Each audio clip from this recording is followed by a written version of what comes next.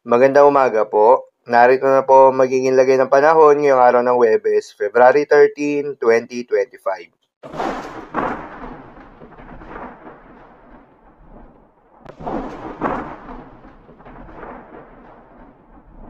Sa kasalukuyan at ayon sa pag-asa, patuloy pa rin na umiiral itong shear line o yung salubungan ng malamig na northeast monsoon at mainit na easterlies at nagdadala naman ng maulap na kalangitan na may kalat-kalat na mga pagulan at isolated thunderstorm sa may eastern section ng northern at central Luzon.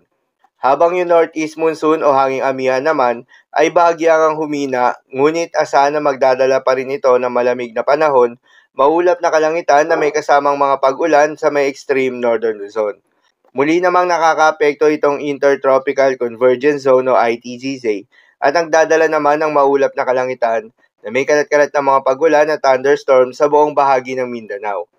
Habang yung easterlies o yung mainit na hangin galing sa may karagatang Pasipiko ay umiiral naman sa nalalabing bahagi pa ng ating bansa kasama na ang Metro Manila.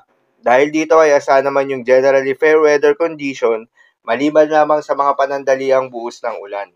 Samantala, yung binabantayan na low pressure area sa labas ng Philippine Area of Responsibility ay nanatiling mababa yung tsansa na mag-develop bilang isang bagyo within the next 24 hours.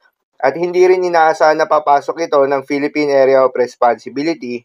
Huli nga itong namataan sa layong 385 kilometers northwest ng Pag-asa Island, Kalayaan, Palawan. Sa ngayon nga ay wala na itong direktang epekto sa anumang bahagi ng ating bansa. At para naman sa magiging lagay ng panahon ngayong araw ng Huwebes, dahil nga sa epekto nitong shear line, asahan ngayong araw sa Cagayan, Isabela, Apayao, Kalinga at Aurora ang maulap na kalangitan na may kalat-kalat na mga pagulan at isolated thunderstorms. Posible ang mga pagbaha o pagguho ng lupa dahil sa katamtaman hanggang sa kung minsan ay malakas na pagulan. Habang sa buong bahagi ng Mindanao ay asahan naman yung maulap na kalangitan na may kalat-kalat na mga pagulan at thunderstorms na dulot ng Intertropical Convergence Zone.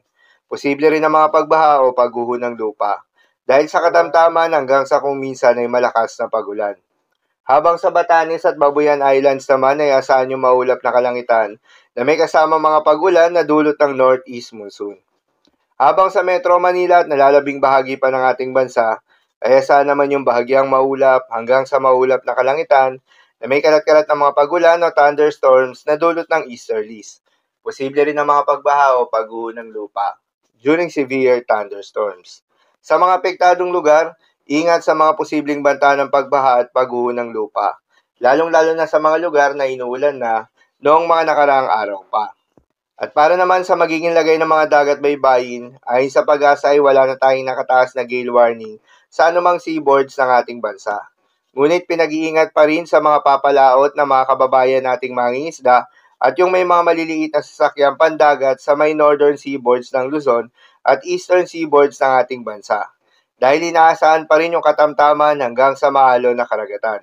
At sa nalalabing seaboards nga ng ating bansa, ay asahan naman yung banayad hanggang sa katamtaman ng mga pag-alon, ngunit iba yung pag-iingat pa rin, lalo na kung meron tayong offshore thunderstorms activity, asahan yung paglakas ng hangin at kaakibat nito yung pagtaas rin ng mga pag-alon. So, lamang po para sa lagay ng panahon ngayong araw ng Huwebes. Keep safe everyone.